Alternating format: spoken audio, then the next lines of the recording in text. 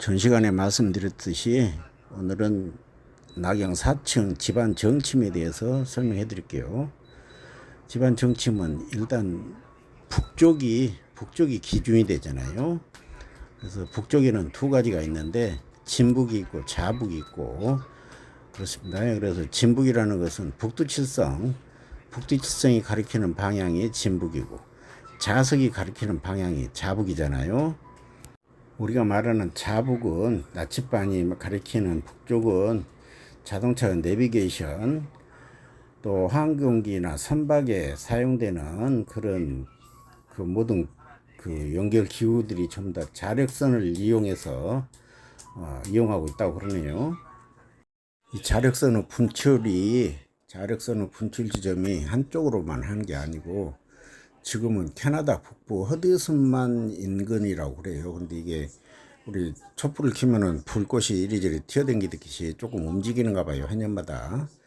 그런데 자력선의 분출 지점은 우리가 알고 있는 자북의 중심점이 되잖아요. 자북 중심점이 되는데, 그래서 이제 우리가 배철, 낙영 4층을 중심으로 해서 방향을 설정을 해요. 동쪽이 어딘가, 서쪽이 어딘가. 그것이 이제 이렇게 자력선의 분출 지점을 기준으로 해서 그것이 이제 그쪽이 북쪽이 기준이 되니까요. 그런데 나경에서 우리가 자력선을 이용하듯이 논란이 되는 것이 이 풍수지리에서 조상의 묘하고 조상의 뼈하고 살아있는 사람이 어떻게 해서 유골이 그 기운이 연결되는가, 그 점에 대해서 항상 논란이 되어 왔고 의문시 되어 왔잖아요. 그런데 풍수지리 청호경이라는 오래된 책에는 이런 내용이 나와요. 동기가몽이라고 해가지고, 동기가몽, 구리로 만든 총을 중국 어느 궁전에 다 매달아 두었는데 어느 날 총이 사람이 치지도 않았는데 스스로 울렸다고 한다. 원인을 알아보니 그 총을 만든 서쪽 지방에 있는 구리 동산이 구리 깽이 무너졌다고 한다고 그래요, 탄광이. 그래서 이렇게 구리로 만든 그 총이 울렸다. 이 동기가몽이다. 지금 이 실험은 초등학교 저학년 책에 나오는, 과학책에 나오는 실험인가 봐요. 진동수가 같은 소리급쇠를 놓고 좀 떨어져 놓고 한쪽을 치면은 다른 쪽에 소리급쇠가 같이 이렇게 진동을 해서 울리잖아요. 그런 것도 동기가몽에 해당된다. 선생님들 저 발전기 원리 아시죠? 발전기 원리. 발전기는 N극하고 S극 사이에 자력선이 지나가지 않습니까? 그 자력선이 지나가는데 그 자력선을 코일, 그 구리철사를 감아가지고 그걸로 이렇게 끊으면 거기서 자력선이 끊는 데서 전기가 발생하지 않습니까? 그 발전기 올리잖아요. 그렇게 해서 이게 전구불이 켜지는데, 그 논리로 우리 지구 자력선을 한번 생각해 보세요. 지구 자력선을 생각해 보시면은 N극하고 S극 사이에 지구 자력선이 흐르지 않습니까? 지구 자력선이 흐르는 거기 그러고 있는데 그 지구에 조상의 요거를 이렇게 모시게 되면은 이 우리 몸속에 있는 Fe 철이라는 성분이 들어 있어 가지고 그 철을 자력선이 통과하면서 에너지가 발생할 것 아닙니까?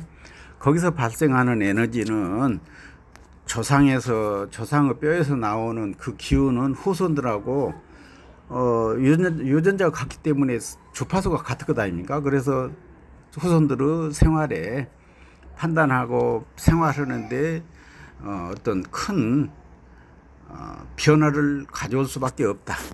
그것이 이제 옛날 사람들이, 조상들이 말했던 동기가몽이나 제가 주장하는 이 풍수지리 논리나 똑같다고 저는 보거든요. 우리 선생님들 주변에서도 조상이 산소를 손대놓고 뭐 암이 걸렸네, 후손들이 암이 걸렸네, 뭐 누가 죽었네, 돈을 몇 억을 손해를 봤네, 이야기는 주변에서 심심찮게 만나지 않습니까?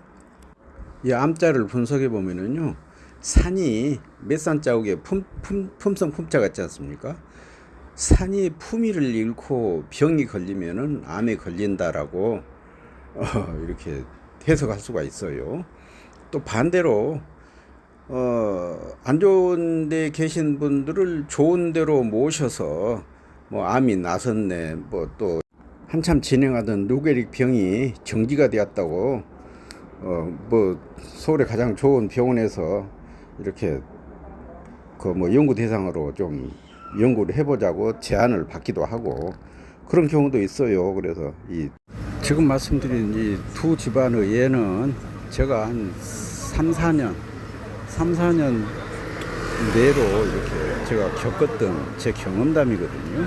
이렇게 수많은 기룡하고 사연을 만들어내는 묘지의 자양을 재는데 4층 집안 정침으로 잰다. 4층 집안 정침으로.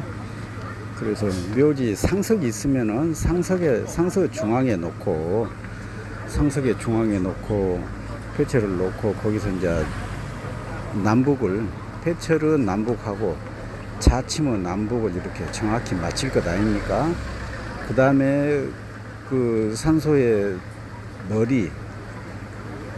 머리잖아요. 이를테면은 상석은 그 할아버지 머리 밑에가 발끝에가 있으니까 상석의 그 묘지의 머리 쪽으로 할아버지 머리 쪽으로 이렇게 예를 들어서 뭐 우리 스틱 같은 거 스틱을 그쪽으로 향해서 딱 놓고 할아버지 머리가 어디에 해당되는가? 갑에 해당되면은 갑자 경향에 해당되고, 또 할아버지 머리가 오자에 해당되면은 오자 자양에 해당될 것이고, 할아버지 머리가 신자에 해당되면 신자 인양에 해당되고, 그렇게 이제 그 자양을 재는 거예요. 그 다음에 4층 집안 정침으로 주택의 자양을 잰다. 양택의 자양. 양택이란 우리가 살고 있는 집을 말하잖아요. 양택의 자양을 재는데, 이런 집터의 경우 도로가 투면이 물렸잖아요. 도로가 투면이 물렸는데 어디로 집을 앉히고 어디를 어느 면을 대문으로 사용할 것인가, 그런 것을 보는 것은 다 이렇게 4층 집안 정침으로 결정을 해요.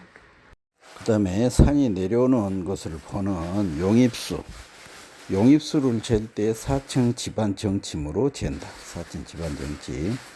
용입수라는 것은 부모산하고 내두 사이에, 부모산에서 내려오는 물이 낮은 곳으로 모일 것이고, 내두에만 주산에 모였던 내린 물이 또 낮은 곳으로 모일 것 아닙니까? 그래서 부모산하고 주산하고 물이 만나서 분수가 되는 것, 갈라지는 것, 거기다가 폐철을 놓고, 거기를 분수촉상이라고 하잖아요. 거기다가 폐철을 놓고 부모산 쪽을 향해서 나경을 보면서 용입수를 잰다. 그 4층으로 잰다 그 말이거든요. 이 입수룡을 재는 이유는 향을 어느 향으로 안치했을 것인가, 용을 기준해서 용하고 향하고 어떤 관계로 놔야 발복을 받을 것인가, 그것을 결정할 때 쓰는 거예요. 그것을 4층 집안 정침으로 본다 그 말이거든요. 지금까지는 4층 집안 정침에 대해서 설명드린 지금까지는 개요에 불과해요. 대충에 불과해요.